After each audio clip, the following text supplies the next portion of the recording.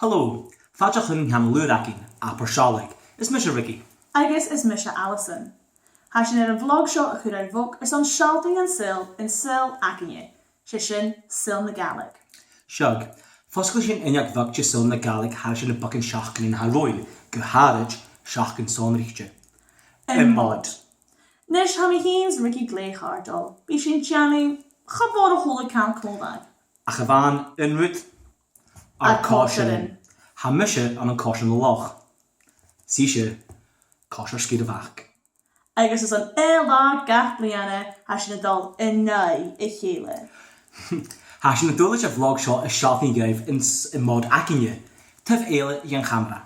I gúlachaigir son a bhód, I cúteach leis a bhód, agus in amagus a dul leis. Agus cuaica fis, stocha sa lebnioga nin géal cúteach. Stocha. Mar sin, ha sin na dochs an cord an vlog seo raibh, could have likes in our videos, scilt in me in the socialte, agus like a fishhookien. There should Gary fechtin, fac baiach geishol, no could have posty hookin. Alison agus Ricky at gmail.com.